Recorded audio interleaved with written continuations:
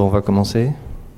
Je vais être très court parce que je suis malade, donc j'ai une angine, donc je ne peux pas parler. C'est pour ça que j'avais préparé un truc hyper bien. Donc on est très heureux d'accueillir la première conférence masterclass des professeurs invités du S6 de cette année. Vous n'êtes pas très nombreux, ça c'est un peu décevant, mais bon. Néanmoins, on est très heureux d'accueillir Félix Muhl, donc Félix Muhl qui est architecte et urbaniste, l'atelier de l'Ourcq et aussi le collectif Virage. Il existe encore le collectif Virage ? Non, il n'existe plus. Ah, il n'existe plus. Feu le collectif Virage. Donc comme je vous disais, donc je vais pas être très long. Félix a une activité d'architecte urbaniste. Il se trouve qu'on se connaît depuis assez longtemps et que par ailleurs, Félix a participé à la revue Criticat pendant de nombreuses années. Voilà, et je voulais dire une dernière chose, mais ça y est, j'ai déjà oublié, donc je vais te céder la parole pour que tu nous présentes les conditions du projet rural.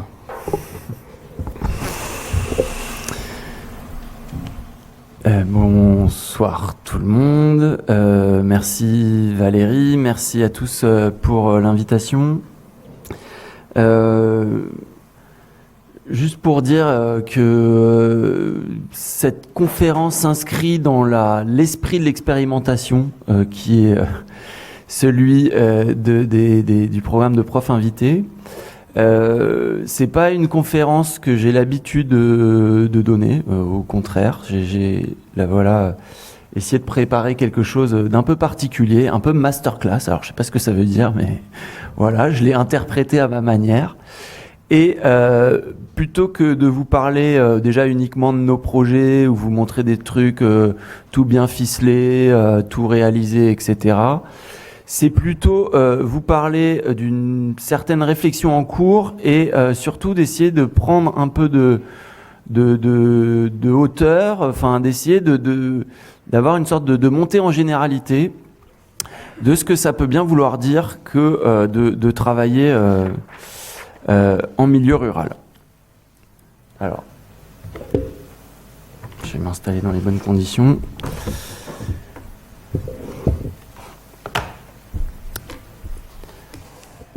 Alors, pour commencer, on peut se poser la question, qu'est-ce que ça veut dire la ruralité ? C'est vrai que c'est difficile d'utiliser le mot ruralité sans renvoyer à des imaginaires collectifs forts qui sont profondément ancrés dans l'inconscient collectif. Il y a en effet une sorte de vision dominante du monde rural qu'on peut dater de la deuxième moitié du 19e siècle et qui fait à l'époque contrepoint à la dynamique de métropolisation à l'œuvre dans les grandes villes européennes. Donc cet imaginaire dominant repose notamment sur la figure du paysan, ce bon pauvre, honnête et droit, et une vision du paysage agricole et naturel comme étant pur, comme étant intemporel, immuable. À l'inverse, vous l'aurez remarqué, de ce qui se passe à la fin du 19e siècle dans les grandes villes, à l'inverse des bouleversements à l'œuvre dans ces grandes villes. Ces préconceptions idéalistes, folkloriques et grandement encore actuelles, sont alimentés par des discours venant de l'urbain, mais sont aussi en partie intégrés et véhiculés par les ruraux eux-mêmes. On remarque deux aspects saillants, contradictoires, peut-être complémentaires dans ces discours. Soit la campagne est considérée sous un angle misérabiliste, comme un espace de relégation, méprisé par le reste du pays, exclu de la dynamique métropolitaine, soit la campagne est idéalisée comme un lieu en dehors du temps, propice au ressourcement, à un lien authentique avec la nature.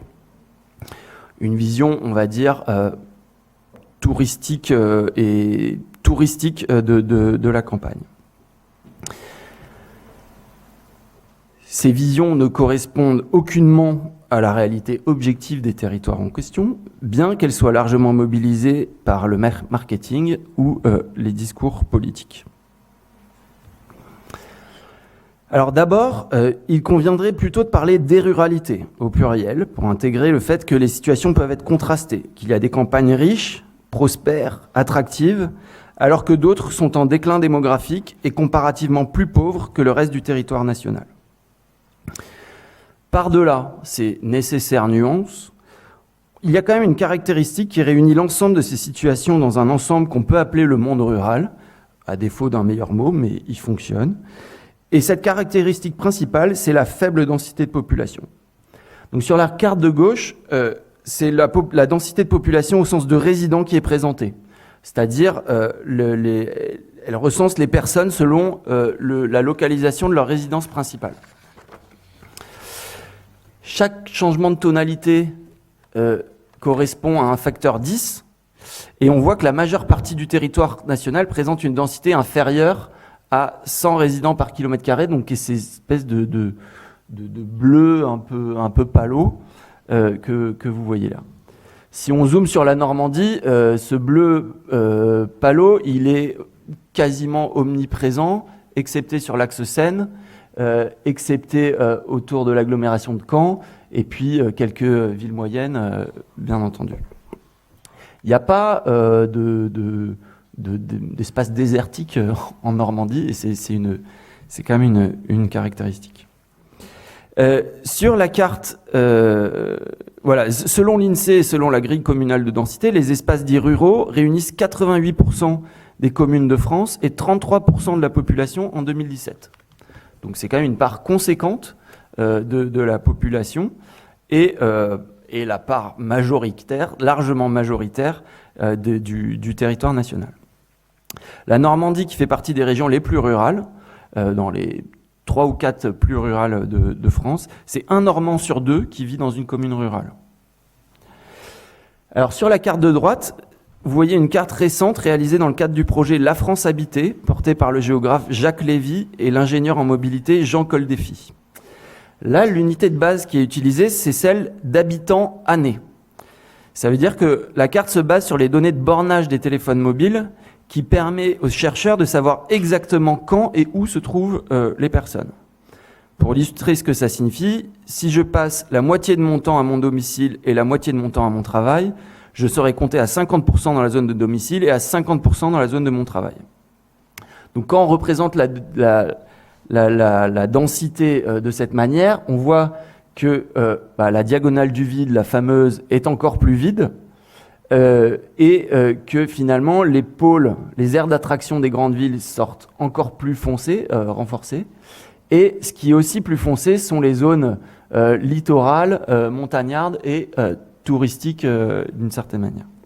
Donc quelque part, c'est une représentation encore plus fidèle de la densité de population, et on voit qu'elle tend à creuser les écarts, sauf dans quelques cas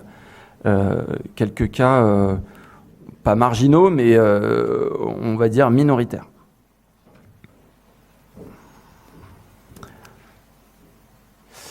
Bon, une fois qu'on a défini les ruralités par leur faible densité de population, on peut aussi remarquer qu'elles peuvent présenter des caractéristiques morphologiques très variées qui posent des questions différentes sur le plan potentiellement de l'aménagement du territoire, c'est-à-dire soit le semis de petits villages, là, comme dans les Vosges, où on a un village tous les 2-3 kilomètres,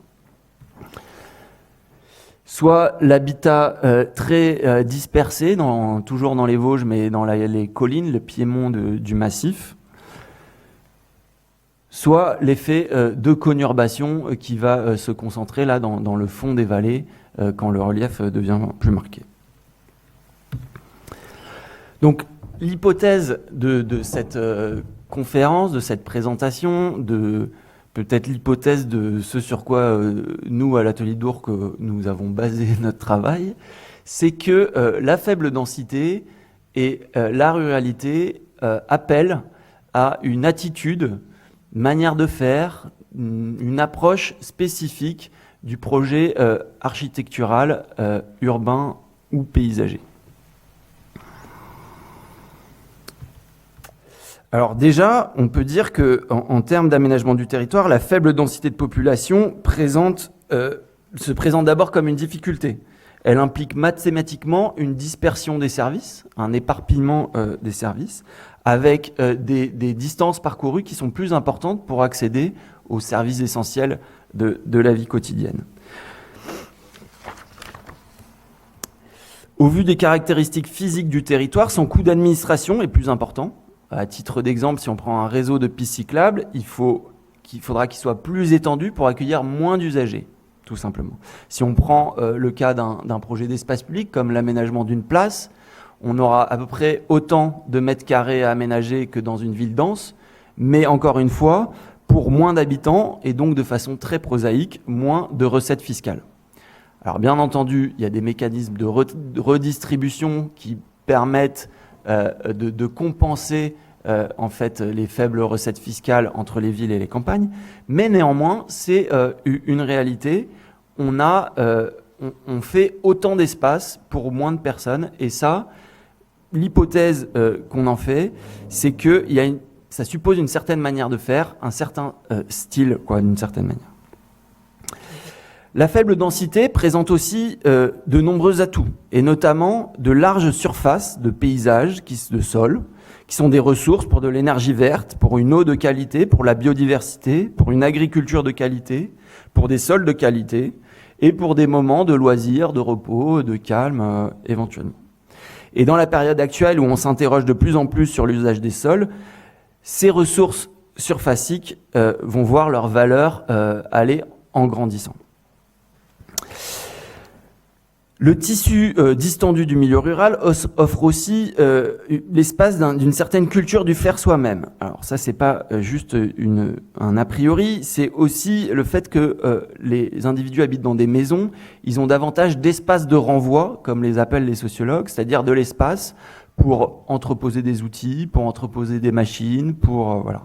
Si on compte par-dessus ça que la population ouvrière est surreprésentée dans les campagnes françaises, qui sont, voilà, c'est un petit rappel historique, qui ont accueilli l'industrialisation tout autant que la grande ville, ce qui n'est pas le cas par exemple en Angleterre où l'industrie s'est concentrée autour des grandes villes. En France, les campagnes étaient prospères, donc les industries sont venues chercher la main-d'œuvre à la campagne.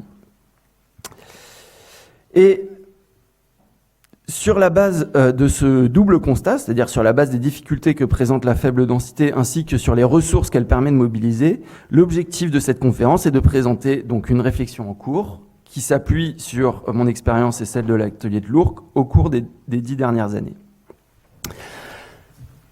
Je vais donc proposer une rapide présentation de l'atelier de l'Ourcq. Donc, on est une agence d'architecture, d'urbanisme et de paysage qui est basée à Noisy-le-Sec en banlieue parisienne.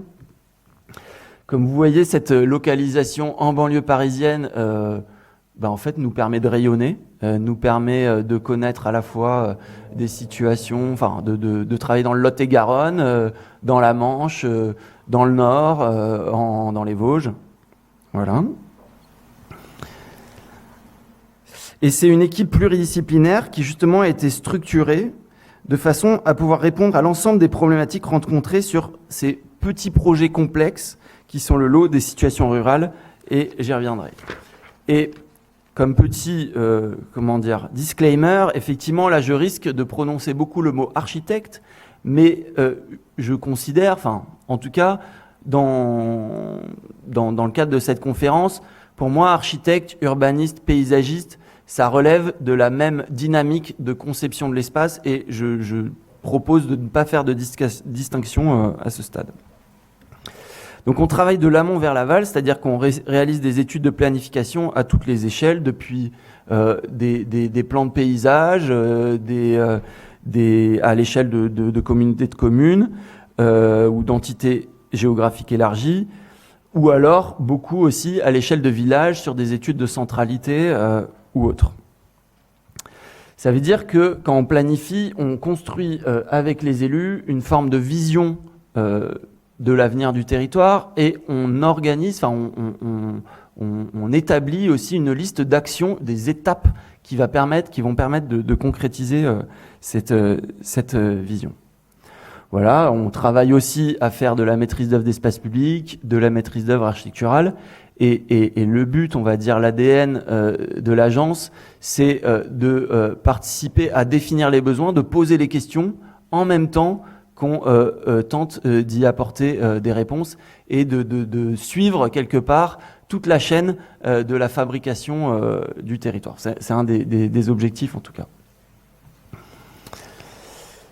Alors c'est un travail aussi qui est systématiquement basé sur une forme de travail collaboratif, participatif, de co-conception. C'est pas que c'est une posture militante, c'est juste ce qui apparaît comme étant d'une déjà absolument nécessaire, puisque on a besoin d'embarquer la population pour que les projets se réalisent, et aussi particulièrement efficace puisque ça nous permet avec les bons outils de remonter énormément d'informations sur les projets en cours en captant un peu les savoirs du territoire.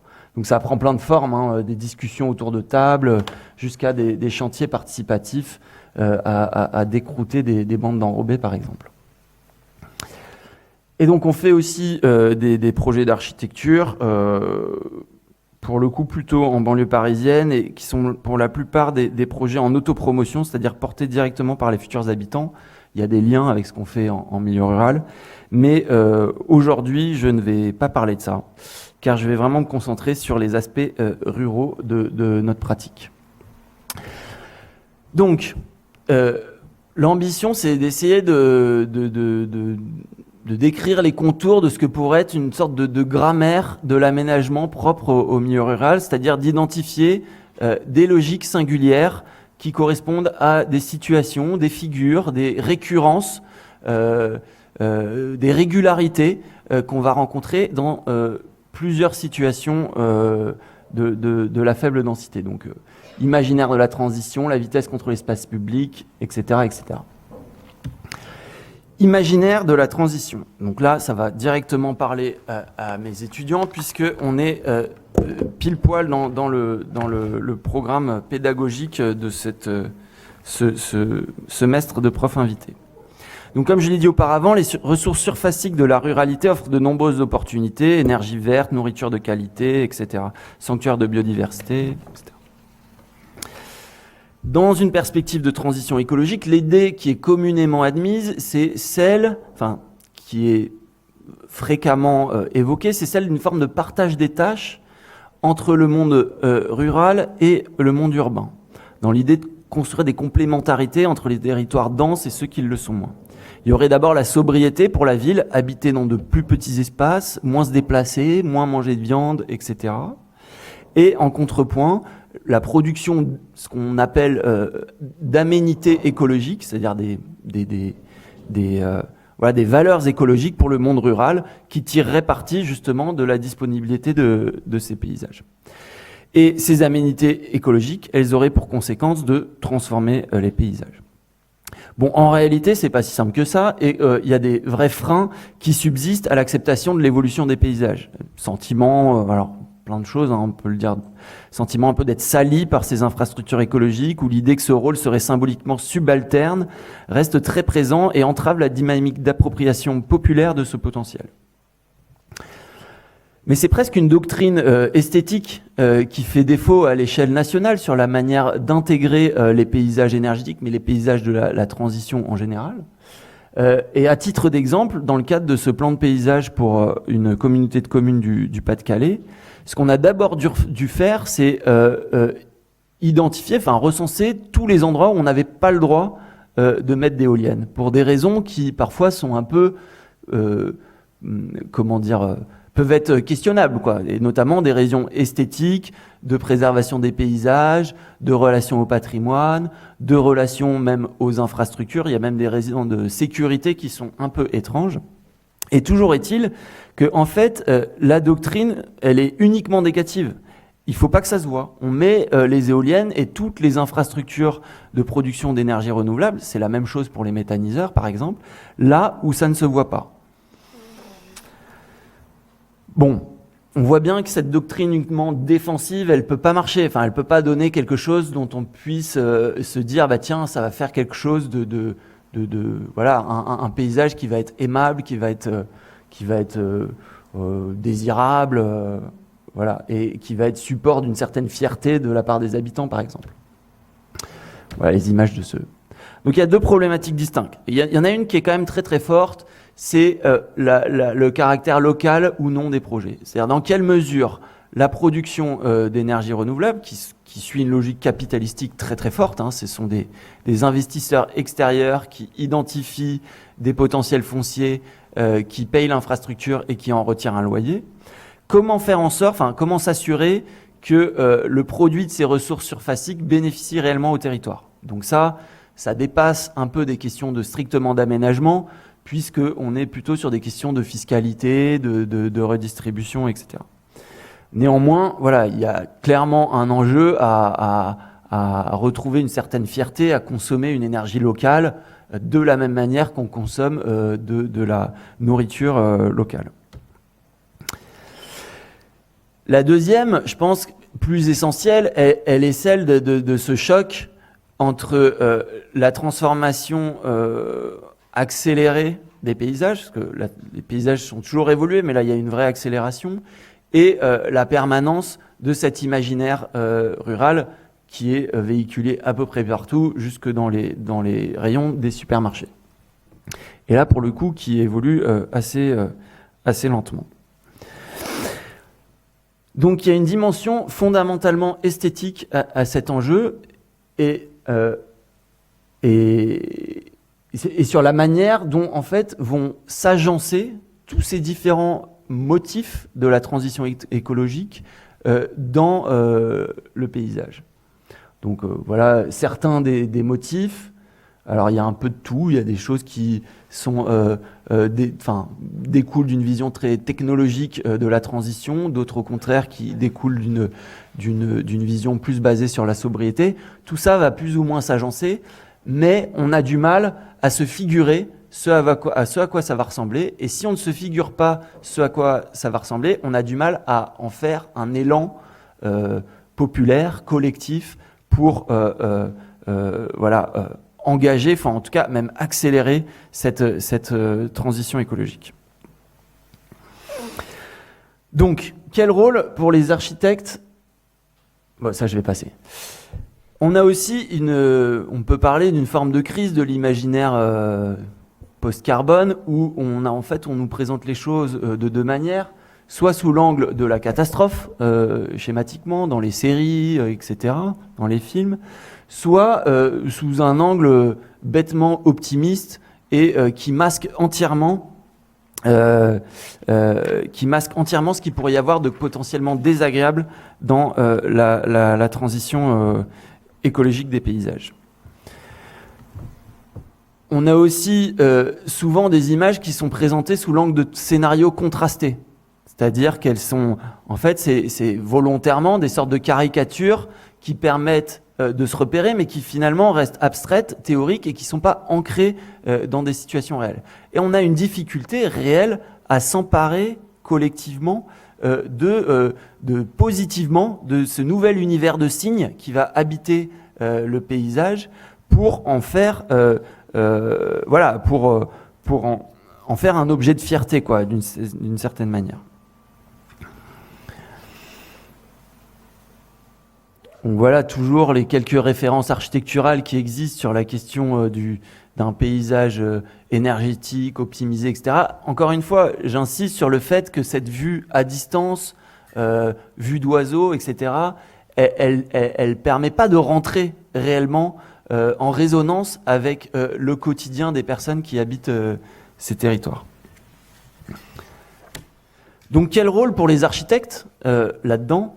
Il me semble que c'est important de reconnaître que les architectes, les concepteurs, au même titre que les cinéastes, au même titre que les scénaristes, au même titre que les romanciers, sont des producteurs culturels. Et qu'on a un rôle à jouer dans l'évolution, dans la recherche esthétique, la recherche de nouveaux imaginaires de la transition écologique. Et peut-être que ça demande un certain pas de côté, puisque l'idée, c'est pas forcément de projeter nos propres désirs sur les paysages, ce que fait Le Corbusier avec la ferme radieuse, ou ce que fait Andrea Branzi dans une forme d'idéal techno-solutionniste, mais plutôt de fonctionner un peu comme si on était des détectives, des anthropologues, des signaux faibles du territoire, des dynamiques du territoire, pour réussir à se représenter et à partager ce qui est fortement probable d'apparaître. Après, c'est qu'un décor, peut-être que là-dedans, il faut y injecter de la fiction, il faut y injecter des choses qui vont permettre de diffuser ces images de façon la plus large possible auprès de tous les habitants. Voilà une première thématique, celle des imaginaires de la transition écologique. Deuxième thématique, bon, voilà, on a parlé de grands paysages. Là, je souhaiterais redescendre à l'échelle de l'agrégat bâti, donc ce qu'on pourrait appeler un village, simplement. Donc le village, déjà, c'est une réalité morphologique, historique, qui est entourée d'espaces agricoles et naturels, et souvent politique dans la mesure où il correspond à l'échelon de la commune. Cependant, c'est une échelle de territoire qui ne correspond plus aux modes de vie qui sont éclatés sur des territoires bien plus larges. Alors qu'on parcourait 4 km par jour il y a 100 ans, aujourd'hui on en parcourt 40 en moyenne. En sachant, et on en a parlé tout à l'heure avec les étudiants, que les ruraux tendent à parcourir, je crois, 25 km de plus en moyenne que les citadins. Donc voilà, faites le calcul.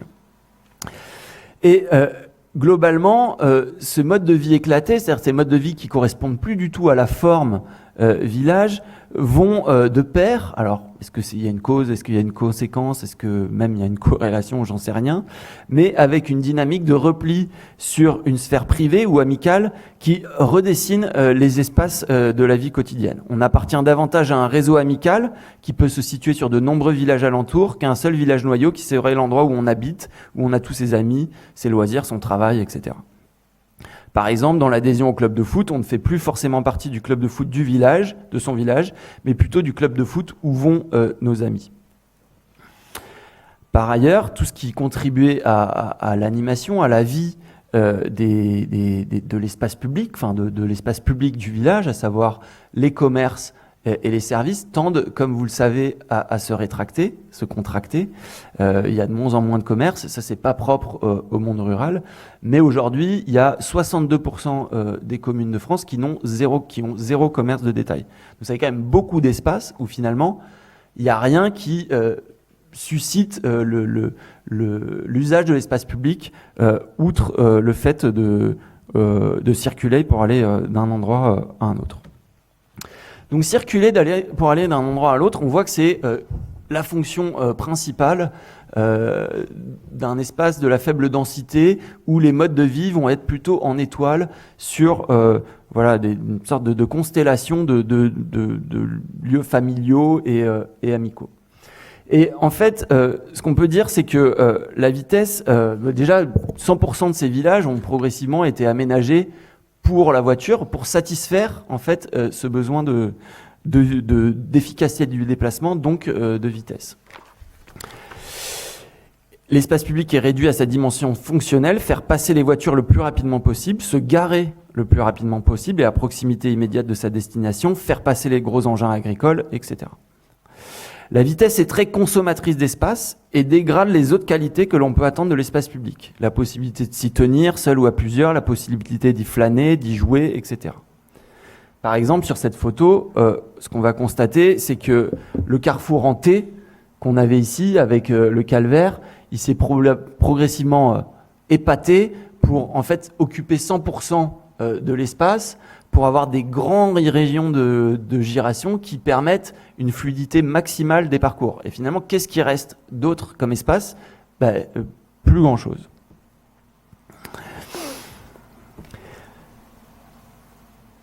Ce sentiment cette vitesse, on a aménagé les villages, les routes et tout ça pour l'amplifier et on ressent l'effet d'insécurité et l'inconfort qu'elle procure dans l'espace public. Donc, on propose toute une série de dispositifs pour se protéger de cette vitesse qui contribuent finalement à amplifier le caractère routier des paysages des villages. Donc, comment ajuster ce curseur entre vitesse, désenclavement, fluidité, accessibilité et qualité des espaces publics des centres-bourgs? C'est une vraie question parce que le besoin ou l'efficacité des déplacements est un besoin légitime pour l'ensemble des territoires ruraux. Donc là, je vais vous parler rapidement d'un projet qu'on mène actuellement à Montmartin-sur-Mer dans la Manche. Un village qui, comme beaucoup, est traversé par un flux de voitures important, donc nord, sud et est-ouest en plus, un village en croix. Et voilà, on nous a demandé en fait de nous pencher sur le réaménagement du centre-bourg qui correspond à peu près à ça. Ce qu'on a proposé, c'est vraiment d'entrer dans le projet d'aménagement des espaces publics par la voiture. C'est-à-dire, alors voilà, le fameux centre-bourg, effectivement, c'est pas très gai, on voit que c'est très routier dans le paysage, etc., malgré un patrimoine plutôt qualitatif. En fait, on a commencé d'abord par proposer de regarder le village à une échelle très très large et on a travaillé, encore une fois, conjointement avec les élus, parce que ça, c'est des sujets qui touchent directement au mode de vie, qu'on ne peut pas dessiner de façon uniquement technique depuis notre bureau, etc. Donc on a travaillé à re-hiérarchiser les voies pour essayer de fixer des vitesses objectives, qui ne sont pas des limites de vitesse, mais qui sont des objectifs de vitesse pour chacune des typologies de voies. Et à chaque type de vitesse était associé un schéma d'un type d'aménagement en démontrant bien que plus on réduit la vitesse, plus on récupère de l'espace pour flâner, pour planter, pour apporter du confort et de la qualité aux espaces publics. Et en fait, ça, on l'a fait avec une approche absolument la plus objective possible, en partant d'hypothèses de vitesse de déplacement, de vitesse de traversée du bourg. Si on traverse le bourg à 35 km/h, c'est 2 minutes 54, bon allez, 3 minutes, et c'est 5 minutes à 20 km/h. Et la question de ces 2 minutes, elle a fait l'objet quand même de débats assez importants, parce que 2 minutes, ça paraît rien, on se dit, c'est rien, etc. Mais c'est 2 minutes tous les jours, c'est 2 minutes aller et retour, et c'était absolument pas neutre comme échelle de temps. Bon, finalement, on a quand même été assez ambitieux sur l'objectif de réduction de la vitesse, mais ça a quand même soulevé des discussions légitimes, encore une fois, sur le territoire. Donc une fois qu'on a défini, et vraiment pour nous, c'était le préalable à la manière d'aménager le bourg, c'était définir la vitesse. C'était la première question. Voilà. Une fois qu'on a défini ces vitesses, on peut se poser la question de comment est-ce qu'on fabrique un paysage adapté à chaque vitesse sans forcément utiliser les éléments de la route, mais plutôt en travaillant sur la géométrie des choses, sur la perception qu'on offre à l'automobiliste pour lui montrer qu'il n'est plus sur une route où il est seul, mais qu'il est réellement dans un espace où il va devoir partager l'espace, négocier des passages avec un automobiliste en face, avec un piéton, à vélo, etc. Voilà ce que ça donne. Il faudrait rentrer dans le détail, mais c'est pas le plus important. Je voulais aussi montrer, pour le coup, un exemple qui nous on trouve très inspirant. Enfin, le travail d'un architecte des Côtes d'Armor qui s'appelle Roch de Crévoisier, accompagné d'un paysagiste qui s'appelle Didier Pidou, où voilà, ils ont aménagé par exemple le bourg de Saint-Juvat, qui est aussi un village carrefour assez important, avec un flux important. Et en fait, ce qu'ils nous offrent là, comme ce que vous remarquez, c'est que finalement, il n'y a aucun panneau, il n'y a pas de marquage au sol, il n'y a rien. Enfin, on a un peu l'impression que c'est un lieu qui n'a jamais été aménagé, des herbes folles qui ont poussé à droite à gauche, etc. On pourrait se laisser berner par l'idée que ça a toujours été comme ça et que ça n'a jamais fait l'objet d'un aménagement pour la voiture. Pourtant, quelques années auparavant, ça ressemblait à ça. C'est-à-dire des trottoirs absolument étroits, des bandes roulantes bien marquées par 2 bordures qui amplifiaient l'effet de couloir, des panneaux et des marquages au sol dans tous les sens, etc.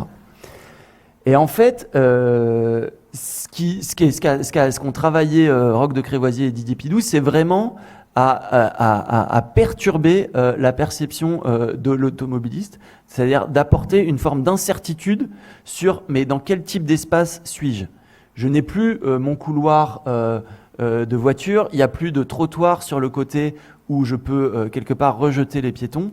Et je suis, en fait, étant dans l'incertitude, je vais ralentir la vitesse. Donc c'est un travail, encore une fois, par la géométrie, avec très très peu d'ingrédients, sur presque la psychologie et la réaction à la forme de l'automobiliste. Ouais, alors ce qui est hyper intéressant, c'est de regarder le plan qui en fait ne présente aucun... Enfin, quelque part, c'est un plan très étrange en matière d'aménagement d'espace public, parce qu'il n'y a aucun principe ordonnateur, quoi. Et tout est un peu... On a l'impression que c'est une sorte de confettis qui ont été jetés comme ça au milieu du truc. On n'arrive même plus vraiment à lire la route. Pourtant, là, c'est une route, encore une fois, très passante, parce qu'il y a beaucoup de camions là, qui passent ici. Ici aussi, ça va vers Évran, donc c'est assez passant aussi. Et en fait, le carrefour, c'est juste un grand flou. Et ce qui est vachement intéressant dans ce travail, c'est que finalement, la cohérence d'ensemble est abandonnée, ou en tout cas suspendue, pour essayer de répondre, d'essayer de régler plein de petites solutions de questions localisées. Par exemple, ce bout de bordure ici en rouge, qui est une bordure à plat, qui sert juste à donner une indication à la voiture qu'elle doit se décaler légèrement de la façade pour laisser un peu d'espace aux piétons, aux façades, etc. Donc vraiment une autre manière de composer un espace public qui part avant tout de la perception qu'en a l'automobiliste. Et pour un résultat qui donne beaucoup de place à la végétation, qui donne un côté très, très naturaliste, et pour un prix aussi extrêmement économique, puisque finalement il n'y a qu'un matériau, c'est l'enrobé, et des fosses plantées. On peut avoir un peu un autre type de réflexion aussi, plutôt sur le volet stationnement, toujours l'entrée par la voiture. Ce qu'on remarque, c'est que la voiture et la place de stationnement, c'est une sorte d'unité géométrique de base qui fait 5 mètres par 2,50. En général, on est là-dessus. Et cette unité géométrique de base, pour le coup, elle ordonnance l'espace. Elle fabrique une géométrie dans l'espace, elle fabrique un paysage. Et là, donc, sur la place Leuvener à Carouge, qui est une belle place, donc de format rectangulaire, comme vous voyez, les voitures sont garées en épi, donc en fait, de façon contradictoire avec la géométrie de la place, ce qui donne la sensation, quand on est dans l'espace, d'une forme pour le coup, d'un peu de bordel, quoi. C'est très désordonné, et on a l'impression que la voiture est partout. L'objectif ici, ça a été de proposer de garder sensiblement le même nombre de places, par contre de se remettre dans la géométrie et de se dire que en fait, la place de voiture, elle donne le là, elle imprime à la place un principe organisateur qui ensuite va pouvoir évoluer. On va pouvoir, dans le temps, retirer des places de voiture, végétaliser davantage, prévoir des terrasses, etc. Et donc ce travail-là a fait l'objet d'une préfiguration où justement ça nous a permis de tester cette nouvelle organisation et cette nouvelle ligne directrice de composition de la place. Ça a permis aussi de rassurer les commerçants qui avaient peur que ce soit compliqué de se garer. Effectivement, c'est un peu plus compliqué de se rentrer en bataille qu'en épi, on perd peut-être 10-15 secondes. Et quand je vous dis 10-15 secondes, c'est pas négligeable malgré tout au quotidien. Autre thématique, ce que j'ai appelé ce qui fait centre, ce qui fait sens, c'est-à-dire un peu l'effet de la centralité. Encore une fois, comme je disais tout à l'heure, 62% des villages qui ont zéro commerce, une mairie, si on peut appeler ça, qui est le dernier service encore ouvert, qui est souvent ouvert peut-être 2 après-midi par semaine. Voilà, il n'y a plus de poste, il n'y a plus de trésorerie. Donc, qu'est-ce qui... alors, il n'y a pas que ça, hein, il y a des situations aussi où il y a du commerce, mais voilà, c'est une situation un peu extrême où on se demande, en fait, qu'est-ce qui fait urbanité dans ces cas-là, quoi. À quel moment on va avoir, avec ces très très peu d'ingrédients qu'on a, on va réussir à qualifier un espace où on aura l'impression d'être au centre de quelque chose. où on aura l'impression qu'on est à un endroit qui n'est pas neutre en termes de sens et qui est en gros le cœur du village, quoi, le centre du village, un endroit qui est marqué symboliquement comme un espace public. Voilà, on a fait plein d'analyses de ces configurations morphologiques qui sont très délicates, puisque c'est des situations de proximité entre deux vitrines, un élément de patrimoine que peut être la verticalité d'un clocher. Les flux aussi, c'est très important d'être accroché au flux pour être visible et pas être relégué en deuxième rideau. Et voilà, et c'est des configurations spatiales qui sont particulièrement délicates, qui étaient grandes, enfin comment dire, le village était très animé il y a 50, 60 ans, à l'époque il y avait 4 ou 5 bistrots par village, et là, il faut reconcentrer ça pour réussir à fabriquer un effet d'intensité, d'une sorte d'urbanité minimale sur un tout petit espace. Et c'est vraiment un enjeu de spatial que de réussir à qualifier ces espaces avec le peu d'ingrédients qu'on a à notre disposition.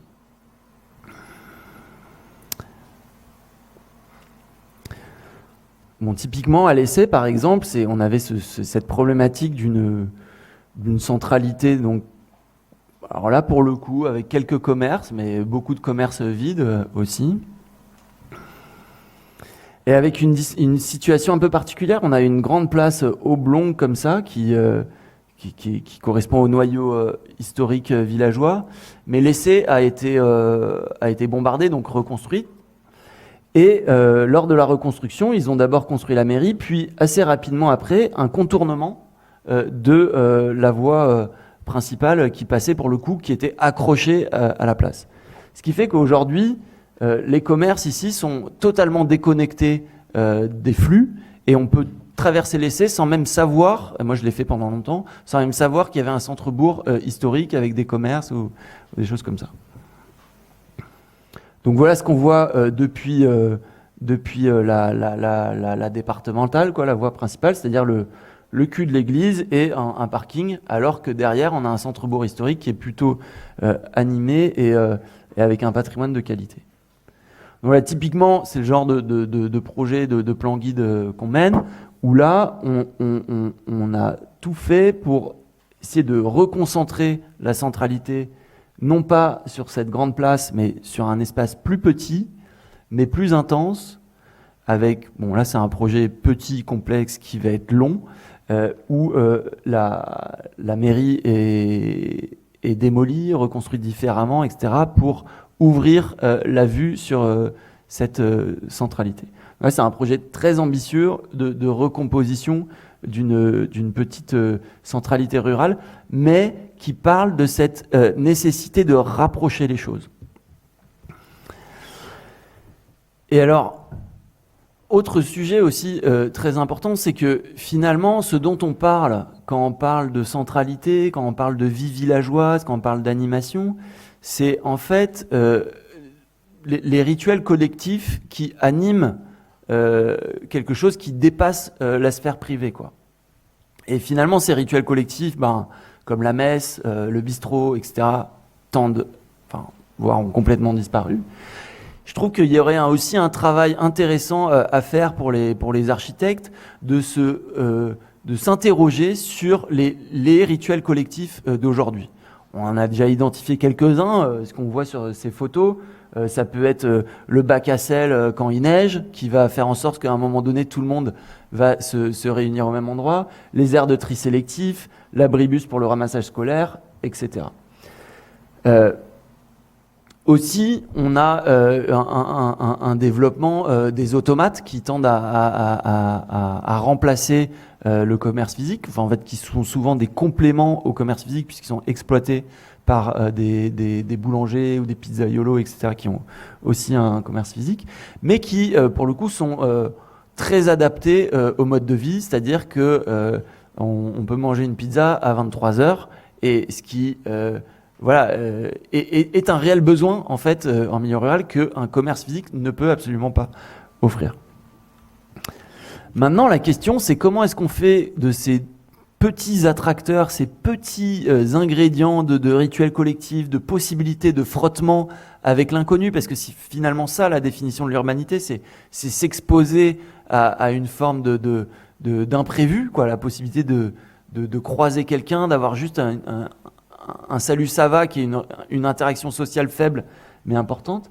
Comment s'assurer que ces petits ingrédients, on arrive à les réunir, à leur donner du sens, pourquoi pas, comme dans ce village alsacien, voilà, d'en profiter, pour requalifier ce petit espace qui s'apparente à une centralité.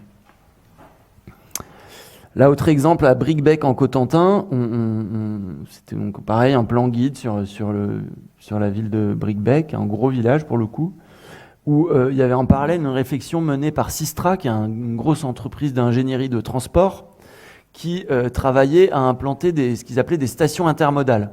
Station intermodale, en fait, c'est un lieu qui est porté par l'agglomération du Cotentin, qui va combiner arrêt de bus, vélo en libre service, station de recharge pour véhicules électriques, et ils avaient en tête que c'était aussi un lieu où on pouvait mettre des distributeurs, ils voulaient même mettre un coworking, enfin bon, ils avaient des visions. Et bien entendu, parce qu'il y avait des bus, et parce que du coup des bus, la sécurité, etc., ils voulaient le mettre ici, c'est-à-dire au fin fond du parking, du grand parking, où on a de la place, on est à peu près sûr d'être en sécurité, etc. Et en fait, on s'est battu pour le rapprocher au maximum de la centralité commerçante que vous voyez ici. Et en fait, je pense que l'enjeu de la question de la centralité, il est beaucoup dans cet objectif de rapprochement entre les choses, qui n'est jamais simple, parce que en milieu rural, on a plutôt tendance à avoir de la place.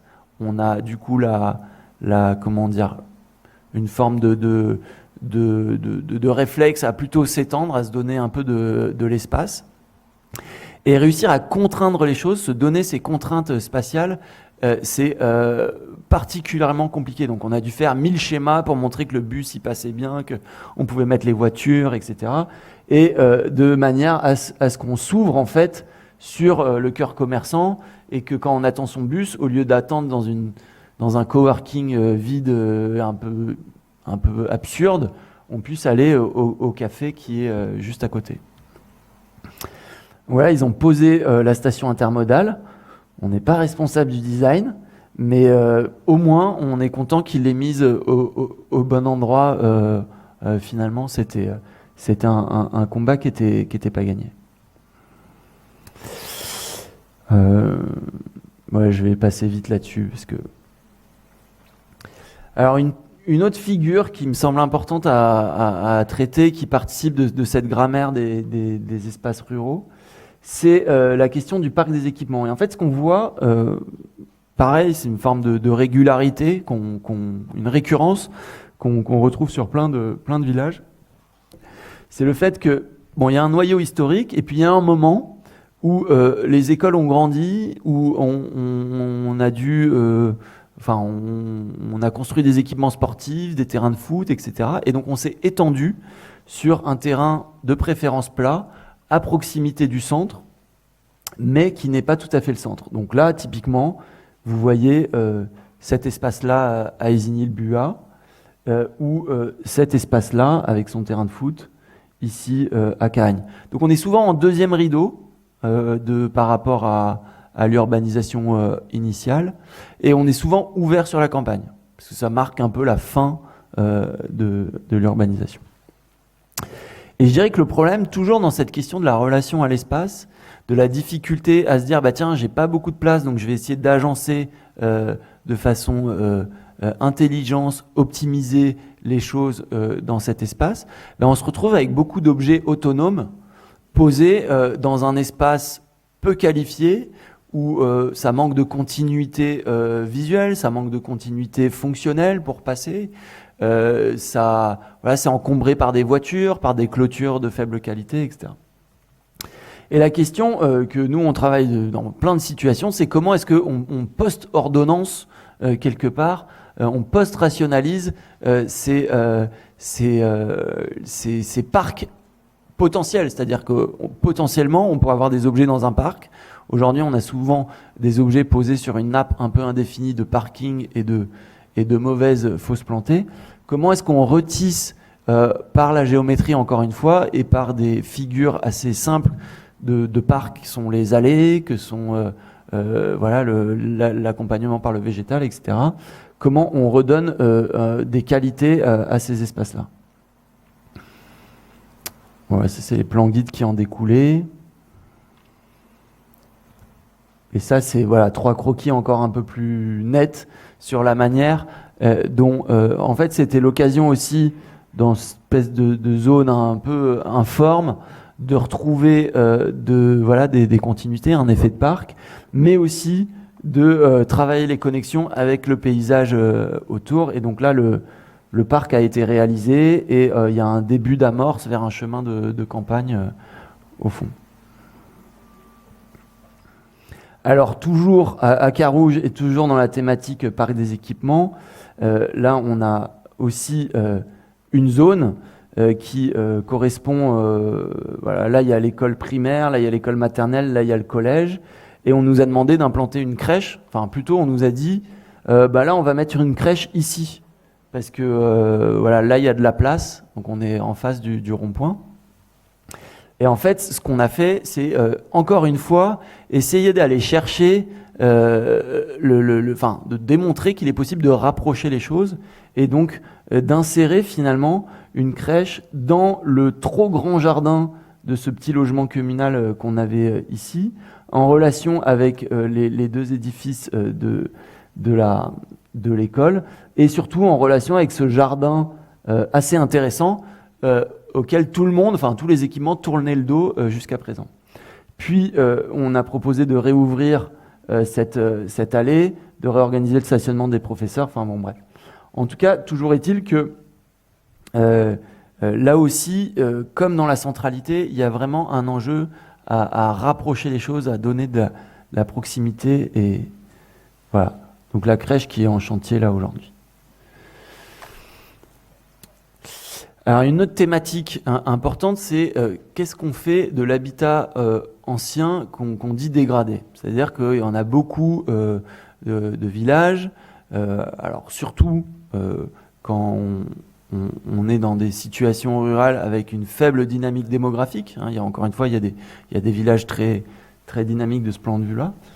Comment est-ce qu'on fait pour donner envie d'habiter, pour réhabiliter ce patrimoine ancien qui, en fait, ne correspond plus aux attentes en matière de logement. Trop étroit, trop petit, pas d'espace extérieur, sur plein de niveaux, etc. Bon, il y a une solution qui existe, qui est très complexe, qui est de réfléchir à l'échelle de l'îlot, d'agir par curetage très ciblé, d'enlever un appentis qui en fait masque la vue, retrouver des espaces extérieurs, combiner 2 immeubles ensemble pour faire un plus grand logement, etc. C'est le genre de sujet sur lequel on travaille en permanence.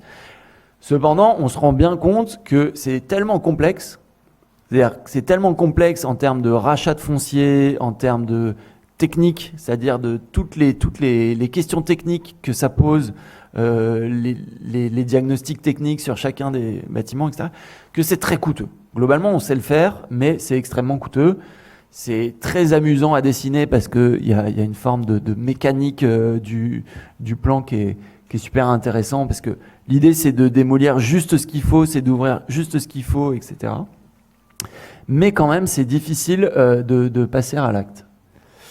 Donc sur cette image un peu dégoûtante, voilà, ça c'est un projet sur lequel on travaille. Alors là, pour le coup, on le passe en maîtrise d'œuvre. Ça a été financé à Notre-Dame-du-Hamel de requalification d'un îlot, toujours dans voilà, c'est bon, ce vague schéma ici qui comporte aussi la transformation d'une ancienne supérette en café associatif. Voilà. Comme d'habitude, c'est souvent des études ou des missions qui nous sont confiées à la suite de réflexions très globales. Cependant, c'est là où je veux en venir, c'est que malgré tout, on a des situations où, quand bien même on trouverait miraculeusement l'argent pour te réhabiliter, ce qui manque, c'est des habitants pour habiter ces lieux-là. Et là, on a une dynamique qui, à mon avis, mérite d'être au moins questionnée, voire contrecarrée, qui est celle de on fait tomber le bâtiment. Et c'est un peu le réflexe chez beaucoup de décideurs. Quand on a un bâtiment qui commence à s'abîmer, on le démolit et dans le meilleur des cas, ça fait un petit jardin. Dans la plupart des cas, ça fait un parking. Voilà. Moi, il me semble qu'il y a vraiment un travail à faire dans ces territoires qui sont plutôt ceux de la faible dynamique démographique, etc.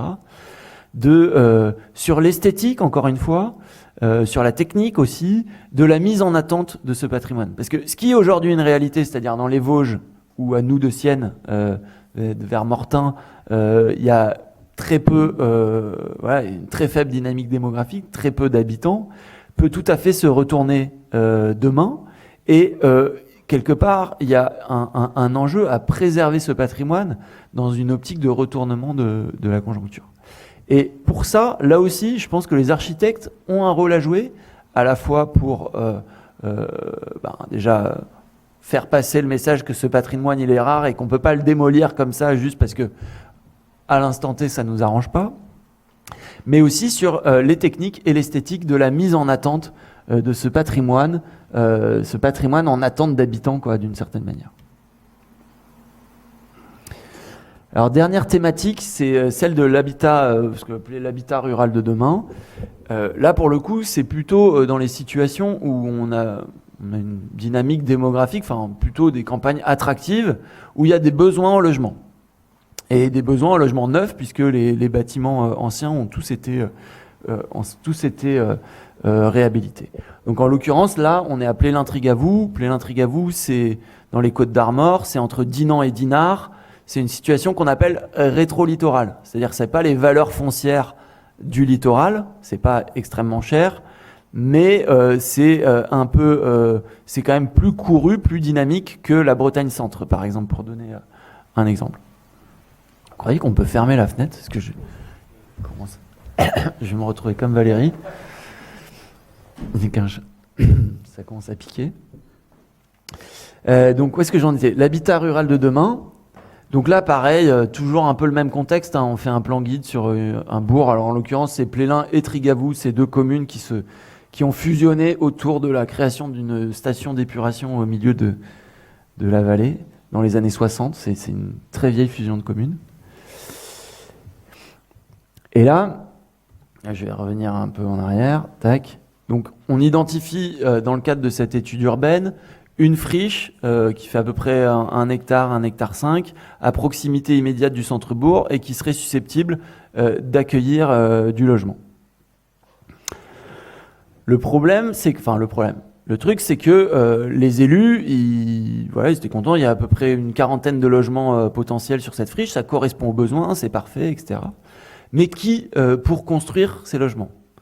Aucun promoteur privé, à l'époque où on développe ce projet, n'est intéressé pour venir à Plélin-Trigavou. En gros, schématiquement, les prix, les valeurs foncières, c'est-à-dire le prix à quel on pourra éventuellement vendre les maisons, ne sont pas assez élevés pour qu'on fasse de la marge par rapport à toutes les complications, etc. Donc finalement, une seule solution pour sortir le projet, c'est de faire un lotissement communal, comme toutes les communes ont toujours fait, ont souvent fait ces dernières années, c'est-à-dire en gros prendre, sur la plupart des lotissements, c'est un terrain agricole qu'on redécoupe en terrain à bâtir, qu'on vend à des particuliers, et chaque particulier construit sa maison. Ok ? C'est vraiment la méthode la plus basique. Et bien en fait, l'idée ici, puisqu'on ne trouvait pas de porte de sortie pour cette opération, c'était de faire la même chose, mais dans une situation beaucoup plus dense.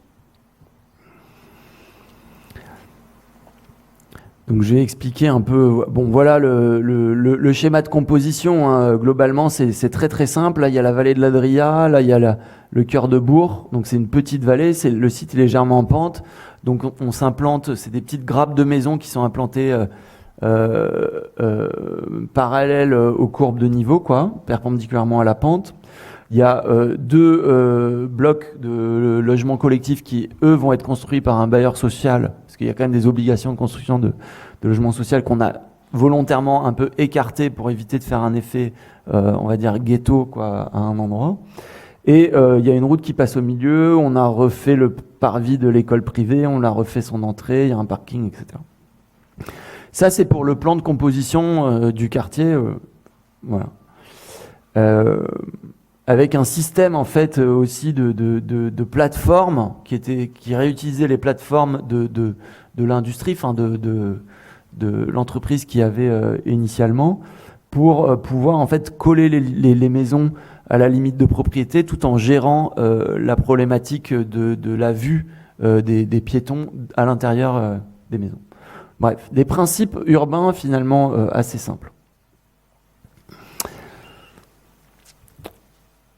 Maintenant, la question, c'était comment est-ce qu'on fait, quand on fait un lotissement, pour s'assurer de la qualité architecturale des constructions. Parce que là, on arrive, comme vous l'avez vu sur le plan de composition du quartier, on arrive sur des terrains qui font entre 150 et maxi 400 mètres carrés. On est sur des tout petits terrains. C'est-à-dire que juste pour un ordre de grandeur, aujourd'hui, très souvent, les terrains, c'est entre 400 et 1000 mètres carrés dans les cas les plus extrêmes. Mais voilà, 300 mètres carrés, ça commence à être très petit.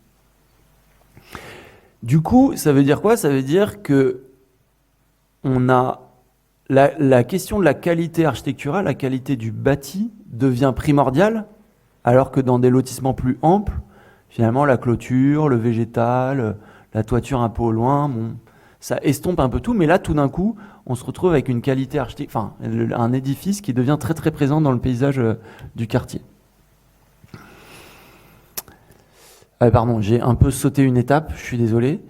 Donc, je voulais juste vous faire bien le topo, parce que c'est pas forcément évident, c'est pas forcément des choses que vous connaissez, sur ce qu'on a appelé le circuit court du logement, qui est ce fameux lotissement. Donc sur la gauche, vous voyez ce que c'est qu'une opération de promotion.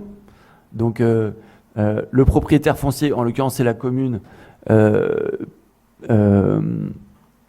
vend à quelqu'un qui va faire des études préalables, qui va allotir, aménager, qui va céder des terrains à un promoteur privé ou social avec cahier des charges, lui-même va recruter un architecte, des bureaux d'études techniques, puis passer par des entreprises de construction, puis un bureau de contrôle, puis quelqu'un qui va commercialiser les logements, etc., pour enfin arriver à l'habitant.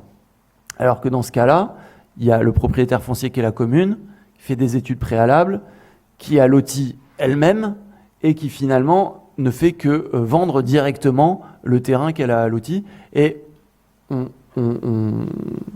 le terrain est cédé au futur habitant et c'est lui-même qui est maître d'ouvrage de sa propre construction. C'est-à-dire qu'il n'y a plus d'architecte, il n'y a plus de toute cette complexité-là. C'est l'habitant. Alors, il peut faire appel à un architecte s'il veut, mais il n'est pas du tout obligé de faire appel à un architecte. Il peut travailler avec ce qu'on appelle des constructeurs de maisons individuelles, c'est-à-dire des entreprises du bâtiment qui sont capables de faire des CCMI, des contrats de construction de maisons individuelles, qui sont des sortes de contrats qui sont tout inclus, qui sont extrêmement protecteurs pour l'habitant. C'est-à-dire qu'il y a des garanties de délai, il y a des garanties de coûts, etc. Voilà, on zappe énormément d'intermédiaires. Alors, je me suis un peu emmêlé les pinceaux dans la manière dont je raconte ça, mais c'est pas grave, je vais retomber sur mes pieds. Ce qui est intéressant, c'est que au milieu du processus, il y a un promoteur qui est venu voir la mairie qui a dit « Non, mais j'ai entendu parler de votre quartier, mais c'est bon, moi je le fais, en fait. De toute façon, il n'y a plus un seul terrain sur Rennes, donc j'ai besoin de m'étendre. » Donc la mairie était super contente parce que au moins c'était elle confiait le truc entièrement à un promoteur. Nous on était moins contents parce que on bossait avec les mais bon, c'est pas nous qui notre avis comptait peu. Mais à partir de ça, on a pu comparer terme à terme les bilans financiers d'une opération portée par un promoteur versus une opération portée en circuit court. Donc le promoteur, il proposait 800 000 euros pour acheter l'ensemble du terrain déjà aménagé, enfin c'est hors aménagement tout ça. Et alors que en revendant toutes les petites parcelles, la mairie pouvait escompter 1,2 million de recettes. C'est-à-dire qu'en passant par un promoteur, la mairie récupérait 400 000 euros de moins que si elle vendait en lotissement. En plus, en considérant que les prix des terrains, on les avait volontairement mis très bas pour pouvoir volontairement mettre des exigences architecturales assez hautes. C'est ça qui est vachement intéressant aussi quand c'est la commune qui fait son propre bilan. Elle peut jouer sur le coût du foncier pour demander en fait davantage d'investissement de la part des habitants dans la qualité des constructions. Donc les terrains étaient relativement bas. Ce qui était aussi intéressant, c'est qu'on avait fait plus les terrains sont petits, moins le mètre carré est cher. C'est-à-dire en gros, si je peux avoir des terrains qui coûtent de 150 mètres carrés par exemple, qui coûtent à peine 20-30 000 euros. Et par contre, dès qu'on a un grand terrain, il est plus rare, donc il est plus cher et donc il coûte 120 000 euros. Et en fait, c'était aussi une manière, par ce prix des terrains, de jouer très directement sur la mixité sociale du quartier. Bref, tout ça, ça représentait 1,2 million. Après, si on fait... le promoteur, il s'est aussi engagé sur un prix de sortie TTC de ces logements au mètre carré. On a fait le global de tous les mètres carrés du projet et ça faisait un total pour les futurs habitants de 8 750 000 au lieu, dans le cas où les habitants construisaient leur propre maison. Et là, on a ajouté au prix du terrain le prix un prix moyen de la construction avec les exigences qu'on avait développées. Donc là, vous voyez, je pense que depuis le temps que cette slide est affichée, vous avez eu le temps de faire le calcul, on est à 800 000 euros de différence. C'est-à-dire qu'en fait, en passant par un promoteur, on a 1,2 million de différences qui seront parties dans de la complexité technique, dans des marges pour éventuellement des actionnaires, pour des marges de sécurité pour les banquiers, plein de choses, des frais de représentation. Moi, ce qui m'avait vachement marqué, c'est que les promoteurs, quand ils étaient arrivés présenter le projet, leur vision, ils étaient arrivés à 4, tous en cravate, et ils avaient imprimé leur plan sur des panneaux en bois exotique. C'était vraiment nickel. Mais voilà, tout ça, c'est que en fait, les promoteurs, ils travaillent aussi sur de la réputation, ils ont beaucoup de frais de représentation, etc. Donc, et on a 1,2 million de différence, et en plus pour des constructions qui sont moins performantes écologiquement, puisque les promoteurs, les constructeurs de maisons individuelles avec lesquels on a travaillé, nous proposaient des constructions qui étaient RE 2028. Alors, je ne sais pas si ça vous parle, alors que le promoteur s'engageait uniquement sur RE 2025. Bon, une fois qu'on a dit ça, je reviens à mes questions esthétiques. De quoi ? On est à 1 heure, mais c'était pas... on m'avait dit 1h30, moi.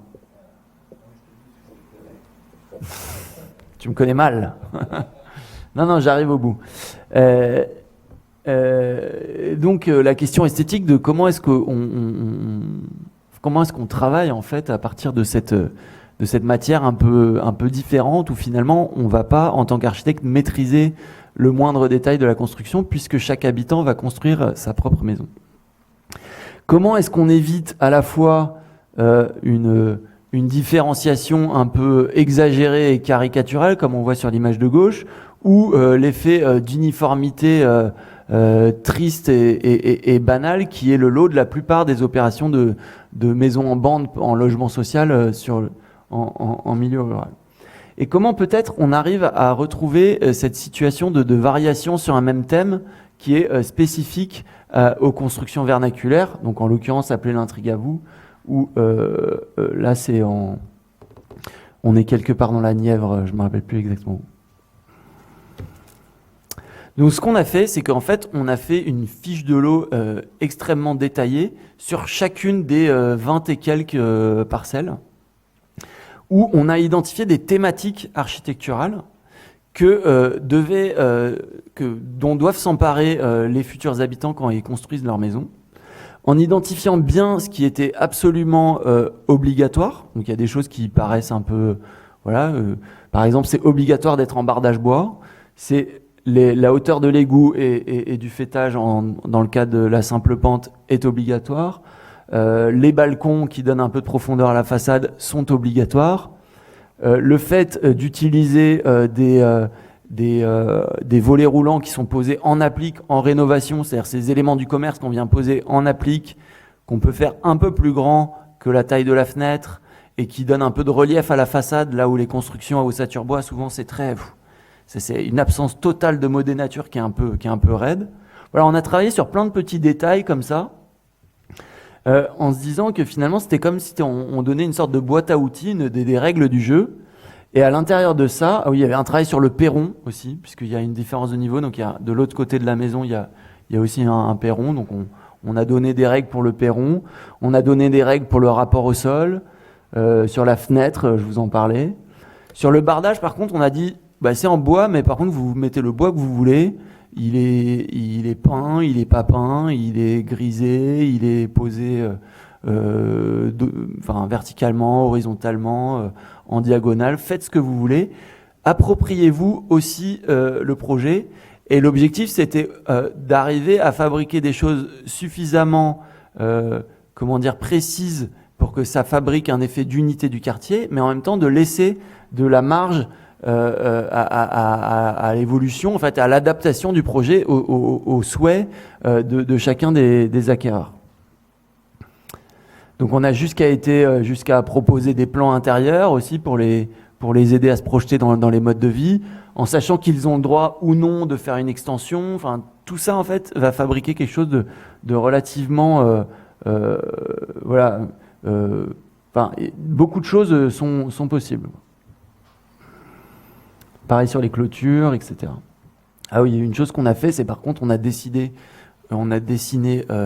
très précisément le carport, c'est-à-dire le garage qui lui marque la limite, une des limites à l'espace public, et donc qui déjà en premier plan fabrique une forme d'unité, avec aussi l'idée que sur l'espace public on montre plutôt la face pleine plutôt que cet alignement sordide de portes sectionnelles, sinon qu'on a.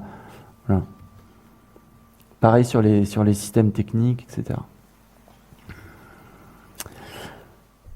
Alors en fait, ce travail d'aller très très loin dans la définition quelque part technique, des thématiques de ce qui était possible en termes d'architecture, c'est rendu possible parce que on a travaillé de façon étroite avec des constructeurs de maisons individuelles locaux.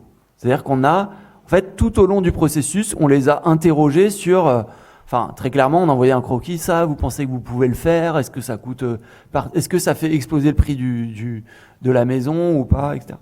Et donc, on a compris plusieurs choses. C'est que d'une, déjà, il y a un savoir-faire technique, il y a en fait, ces constructeurs, ils présentent sur leur site des maisons modèles, mais il n'y a aucune maison modèle.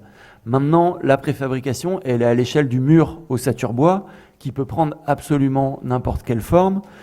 Ils savent traiter la mitoyenneté, voire la double mitoyenneté. Et en fait, ils se sont, alors pas tous, mais ceux qui ont réussi la transition, se sont adaptés à la question du resserrement des espaces. Donc, à la fois une qualité technique assez remarquable, assez intéressante dans une sorte d'optimisation radicale des choses et en même temps une vraie précision sur les solutions apportées à chaque problème. Et aussi, et c'est ça qui est super intéressant, c'est que c'est les meilleurs commercialisateurs de l'opération. C'est-à-dire que quelqu'un qui veut acheter une maison du côté de Plélin-Trigavou, il va d'abord aller voir un constructeur de maisons individuelles qui va lui parler d'un terrain qui serait à acheter. Voilà. Le constructeur de maisons individuelles n'a pas le droit de vendre le terrain. Sinon, il est requalifié en promoteur, quoi. Il y a quand même une scission. Mais par contre, il peut orienter. Donc en fait, on en a fait des partenaires privilégiés du projet, ce qui nous a permis d'édicter cette série de règles sans faire exploser les coûts de construction en restant cohérent. Et là, je voulais juste montrer une image, un projet qui me fascine, que je trouve particulièrement intéressant, qui est celui de Port Grimaud de Spoeri. Alors, est-ce que vous connaissez ce projet ? Non. En fait, Spoeri, c'est donc je vais faire un peu, j'ai le temps, c'est bon. Je vais faire un peu d'histoire. Spoeri, c'était un architecte de Lorraine, je crois, qui faisait des grands ensembles par paquet de 3000 logements d'un coup, etc. Vraiment du hard French, vraiment basique. Puis je sais pas, quand même, il passait ses vacances dans le sud et puis il a racheté cette lagune qu'il a décidé. C'est un projet en autopromotion quelque part. Enfin, il a fait il s'est placé en promoteur et il a fait un village lacustre qui s'appelle Port Grimaud. Et en fait, il en a fait un espèce de monument pastiche, voilà, mais qui en fait est sous-tendu par une logique d'efficacité moderniste radicale. C'est-à-dire qu'en fait, on retrouve toujours la même trame. Cette trame-là, elle a été montée par des refends en béton armé, et c'est en fait juste par des inserts, par quelques motifs de fenêtres différentes, combinés à quelques couleurs différentes, combinés aussi à quelques éléments qu'il allait chercher dans les villages qui étaient en train de s'écrouler sur les hauteurs, quelques éléments anciens qui vient brancher sur cette ossature excessivement, totalement moderniste. Je sais pas si j'ai les photos du chantier. Ouais, voilà. Ça, c'est le chantier. Il y a un chemin de grue, quoi. On est quand même... Et en fait, voilà, c'est une sorte de mécanique combinatoire comme ça qui s'est créée avec quelques tout petits points de subtilité. Par exemple, les murs pignons, les derniers murs de l'enchaînement ils sont montés en parpaing, mais avec un décalage de 5 mm à chaque parpaing, ce qui donne un fruit au mur et ce qui donne l'effet de quelque chose qui est véritablement ancien. Toujours est-il que cette manière de pratiquer l'architecture, c'est-à-dire à la fois à distance du sujet, à distance, c'est-à-dire ne pas être dans la maîtrise absolument totale du projet, mais savoir donner des ingrédients, pousser des bons curseurs, fabriquer des règles du jeu et laisser ensuite la vie quelque part s'approprier du reste. Je pense que c'est une posture particulièrement adaptée aux territoires ruraux où finalement il n'y a pas l'espace pour tout designer, tout dessiner, tout penser, tout. Et c'est sans doute pas souhaitable aussi. Je pense qu'il y a une bonne partie de la beauté du paysage qui vient du caractère fortuit, en fait, de l'entrechoquement de choix et de non-choix. Et cette approche de l'architecture, c'est celle qu'on essaye de développer à l'atelier de l'Ourcq. On essaye aussi, c'est une philosophie quelque part qu'on a à l'atelier de l'Ourcq. Et je trouve que voilà, c'est aussi une manière de faire qui mériterait d'être pratiquée même aussi à l'échelle de vos études, c'est-à-dire de se dire mais qu'est-ce qui se passe ? Est-ce que je suis toujours architecte si je maîtrise pas jusqu'à la poignée de porte ? Qu'est-ce qui se passe ? Où se situe l'architecture ? Est-ce qu'elle est vraiment dans le détail, comme c'est Dieu ou le diable dans les détails, ou les deux ? Ou est-ce qu'on peut se mettre en amont, sur le côté, etc. Comment est-ce que tout d'un coup aussi notre rôle, c'est pas de faire de l'aire de tri sélectif un sujet d'architecture ou un sujet esthétique, là où c'est absolument que un sujet fonctionnel. Et je trouve que c'est toute cette attitude finalement qu'on a construit avec au contact de ce paysage rural. Et pour faire le lien avec cette œuvre musicale qui est un monument de la musique minimaliste, qui est un fondement de la musique minimaliste, où en fait c'est Terry Riley, c'est ce compositeur qui a composé une pièce qui tient sur une page où il y a 53 motifs musicaux. Et en fait, ça peut être joué par 2 instruments, par 4 instruments, par 12 instruments. Ça peut être joué par 150 cornemuses s'il faut. Il n'y a pas de règle. Il y a juste, il y a une règle quand même. C'est juste que tout le monde doit jouer chaque motif en boucle jusqu'à ce et passer au deuxième motif un peu comme il veut, quand il veut, clac, clac, clac, mais en essayant pas forcément d'être parfaitement synchrone avec ses compères, mais en essayant quand même de s'écouter, d'être dans la négociation, etc. Et en fait, je trouve ce minimalisme de l'intentionnalité architecturale, enfin de l'intentionnalité musicale ici, qu'on pourrait transposer à l'intentionnalité architecturale, me trouve être particulièrement féconde dans la manière de conduire le projet et peut-être particulièrement adapté aux territoires ruraux. En tout cas, c'est l'hypothèse que je tente de vous présenter aujourd'hui dans cette conférence. Voilà, j'ai terminé.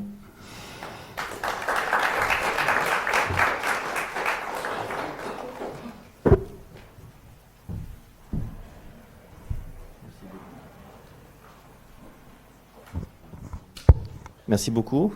Alors, question rituelle, y a-t-il des questions ?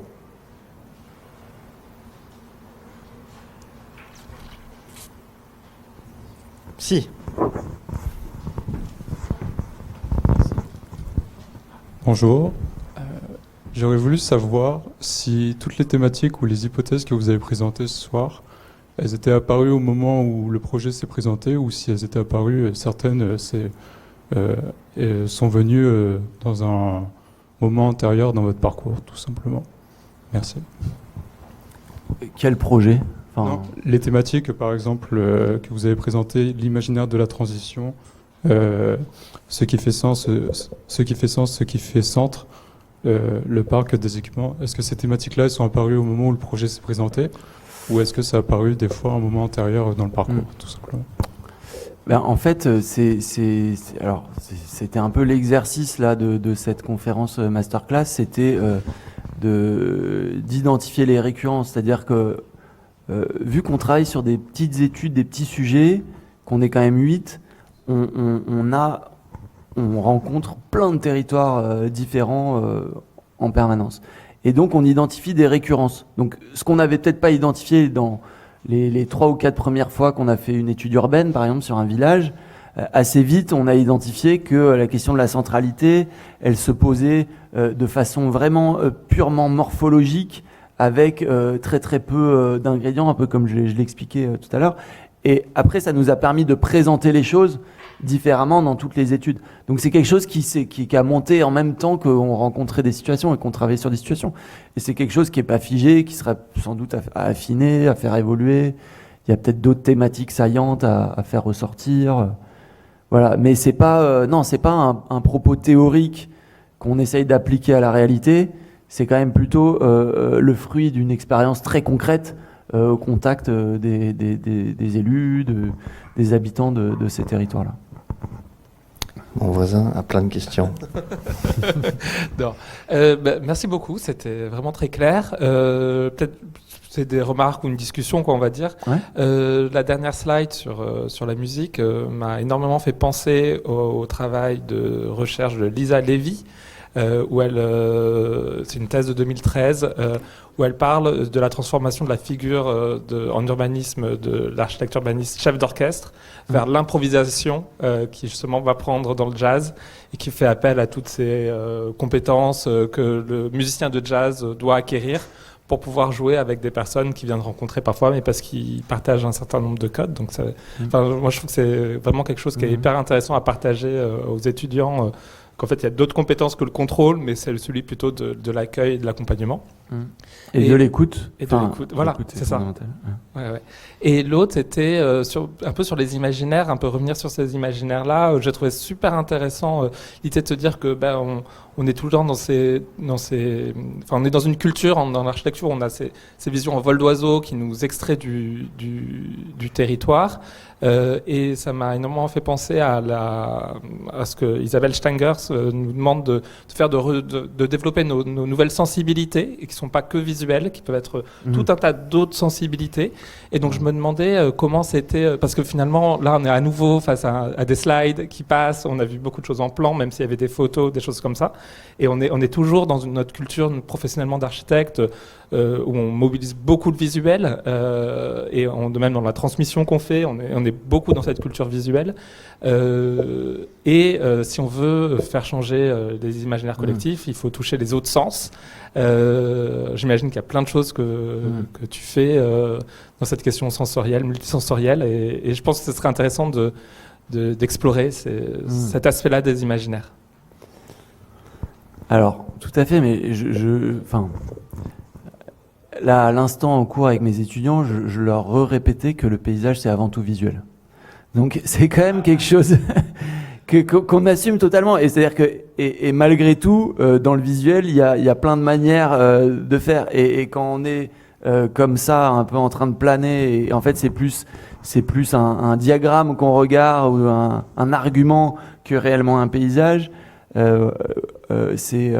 C'est très différent que quand on est dans une photo. Enfin, moi personnellement, j'aime beaucoup la photo de paysage. Je suis très sensible à et il y en a qui te font vibrer et essentiellement par le visuel.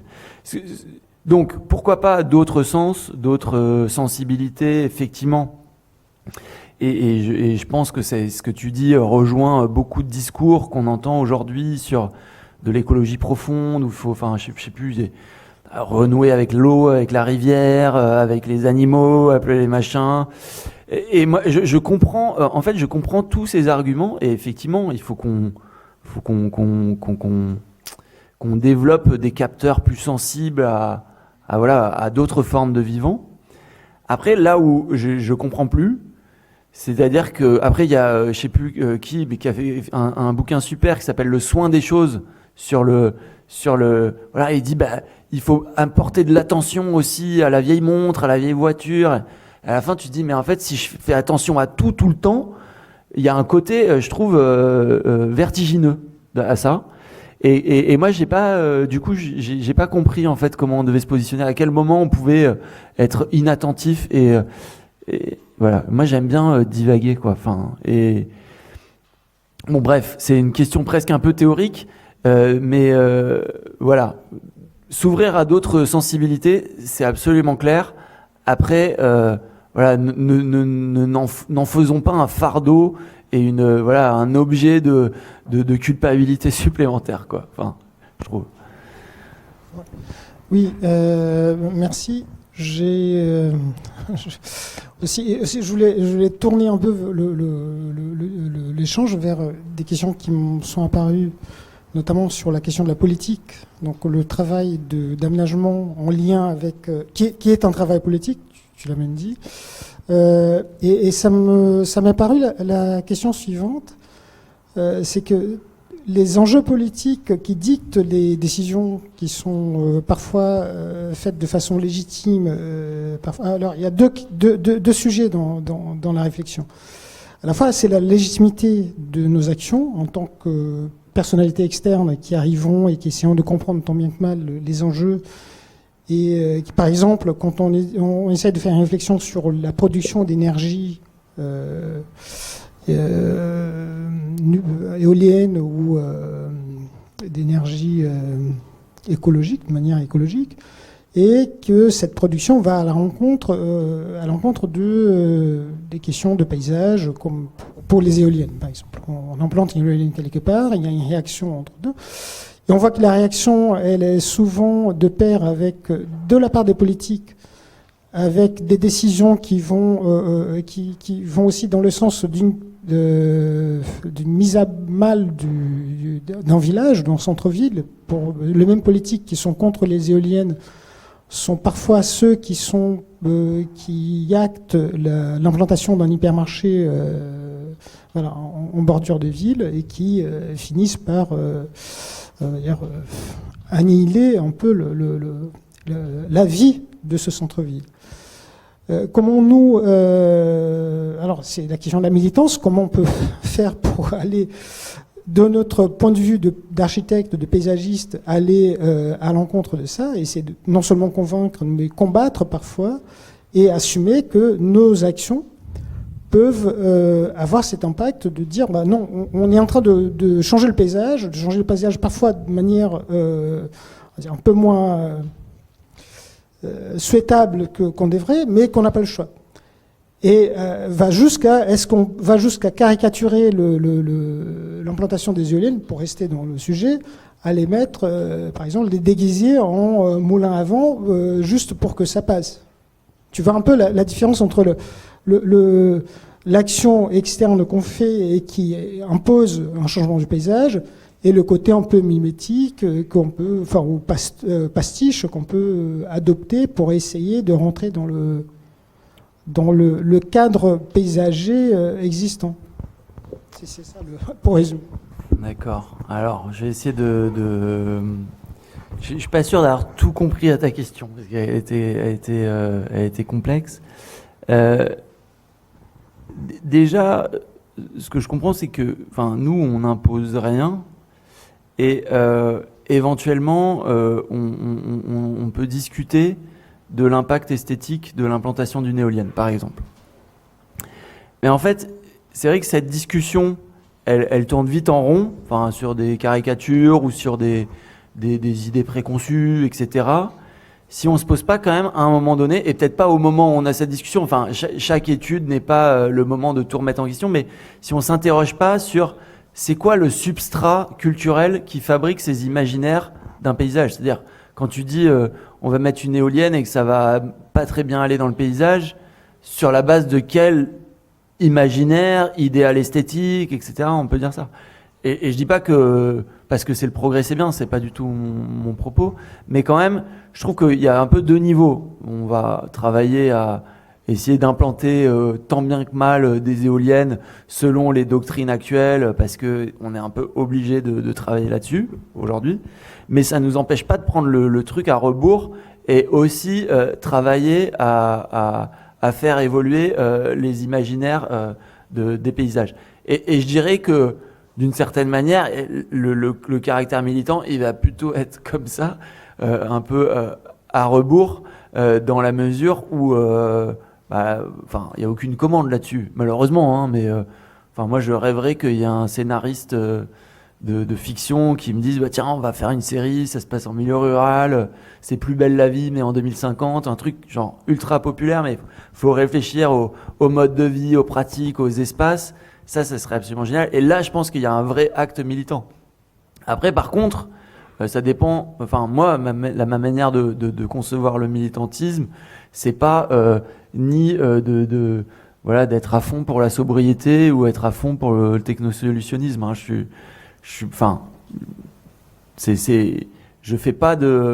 J'ai pas un cheval de bataille idéologique qui est marqué entre ces polarités. Plus ce qui m'intéresse, c'est comment on s'empare de tout ça et comment on avance ensemble dans une voie plutôt qu'une autre, etc. Donc le militantisme, il est plutôt par là, moi, il me semble. Je sais pas si ça répond à ta question, par contre. Est-ce qu'il y a une dernière question? Je la pose. Je la laisse à un étudiant ou une étudiante, si vous voulez. Non? Bon, dernière question et conclusion rapide, parce que si tu veux pouvoir monter dans le train, il faut qu'on parte bientôt. Faut que je rentre à la maison. Non, d'abord, je voulais te remercier, et précisément te remercier parce que je pense que tu as montré des conditions de projet et des types de projets que je vois tous les ans des étudiants venir vouloir faire des PFE comme dans ce type de situation, en fait. Donc, je m'étonne d'autant plus qu'il n'y ait pas plus d'étudiants, parce que derrière, tout le monde veut faire des PFE comme ça, en fait. Et notamment, ici, à l'ENSA Normandie, il y a un vrai intérêt pour faire des projets dans ces territoires-là, sur ce type de problématiques, etc. Donc, je trouve que tu as montré que c'était un espace de projet et de vie professionnelle. Tu l'as montré très bien. Et donc, je te pose juste une question que tu vas peut-être trouver un peu bizarre, mais ce type d'attitude, que tu la partages donc avec quelques autres architectes en France, dont des architectes avec lesquels tu as été associé dans le collectif Virage, donc l'atelier du Rouget ou l'atelier de Montrottier. Et moi, j'ai toujours associé cette attitude-là au fait d'exercer cette activité professionnelle au cœur des territoires où ça se passe. parce que du coup, en étant sur place, le réseau, on connaît les territoires intimement, etc. Et je voyais vraiment un lien entre ça. Donc, pourquoi Simon Tessou fait ce qu'il fait? Parce qu'il est là où il est. Pourquoi l'atelier Montretier fait ce qu'il fait? Parce qu'ils sont là où ils sont, etc. Et toi, tu travailles dans le Cotentin depuis Noisy-le-Sec. Et donc, en fait, alors voilà, c'est aussi après un peu le hasard de la vie, etc. Mais je me demandais, en fait, voilà, qu'est-ce que tu penses de ça? Est-ce que c'est ce rapport au milieu rural depuis la ville? Enfin, est-ce que ça a du sens de te poser cette question? Si, je pense que ça a énormément de sens. Et je pense que si tu cites Loïc Parmentier, donc Atelier de Montretier et Simon Tessou, effectivement, on a une approche du projet qui est quand même très différente. Moi, je suis un peu, je suis un peu sceptique dans le fait d'associer le travail en milieu rural à une esthétique de la frugalité, de la localité. Je trouve que est-ce qu'on n'est pas juste en train de reconduire la même carte postale encore et encore? C'est un questionnement, hein, j'ai pas de position radicale. Et nous, en tout cas, c'est vrai que étant parisien ou quasi parisien, on va dire, le fait de pouvoir comparer des situations vosgiennes à des situations bretonnes, à des situations, en fait, c'est extrêmement riche. Et en fait, peu de gens, on est très seuls à faire cette espèce de tour de France de la ruralité. Et c'est aussi pour ça que ça nous amène à identifier ce qu'il y a de récurrent dans l'infinie variété des subtilités du contexte. Et moi, j'adore les subtilités du contexte, on est toujours là-dedans, mais quand même, j'aime bien aussi quand je retrouve un peu des règles. Et c'est pour ça, c'était un peu l'objectif de la conférence aussi, c'est d'essayer de théoriser, le mot il est sans doute beaucoup trop fort, mais en tout cas de commencer à codifier quels sont les ressorts et les motifs, les figures qu'on rencontre en milieu rural, comprendre pourquoi est-ce qu'elles reviennent souvent, quel genre d'attitude on peut y apporter, etc. Donc en fait, moi je dirais au contraire, non, ça serait plaider pour ma chapelle, mais en tout cas, nous, notre intérêt, alors peut-être qu'on survole plus, quoique, on passe toute la semaine sur les petites routes avec les élus, etc. Donc, on sait quand même de quoi on parle. Et par contre, on peut faire des ponts, on peut faire des comparaisons. Et effectivement, on connaît moins les acteurs ultra-locaux, etc. Et peut-être que c'est sans doute aussi pour ça qu'on se dit, mais voilà, est-ce qu'il y a que ça, quoi? Je suis pas sûr que ça soit... Pourquoi est-ce qu'en ruralité, on devrait être plus local qu'à la ville? Je vois pas pourquoi. Voilà. Hein? Si on est que local, on connaît leur histoire à eux. Ouais, exactement. Ouais. Et après, pour juste conclure par rapport à la première partie de ta remarque, effectivement, c'est une conférence un peu... Voilà, encore une fois, que j'ai essayé de monter, un peu, c'est un peu bricolé, quoi. Mais effectivement, je voulais pas être trop lourdingue là-dessus, mais c'est un peu un sujet pour les étudiants. Enfin, c'est ce que je voulais présenter, c'était aux étudiants. Pour moi, c'est énormément de pistes de travail pour les études, dans le cadre de vos études. Enfin, parce que c'est aussi dans les études que vous allez pouvoir faire émerger des sujets qui vont pouvoir devenir des commandes. Ça, c'est vachement important de bien le comprendre. C'est que, en gros, personne ne va jamais vous demander de réfléchir sur comment est-ce qu'on peut revitaliser les centres-bourgs avec des distributeurs de baguettes automatiques. Et pourtant, je pense qu'il y a un vrai sujet. Je pense qu'il y a un vrai sujet sur la manière dont on les dispose, etc. Donc, c'est que comme ça, quoi. C'est-à-dire en allant dans la recherche, etc., que vous allez faire émerger la commande. Et il me semble que les écoles aussi ont un rôle à jouer là-dedans, quoi. Merci beaucoup. Avec plaisir.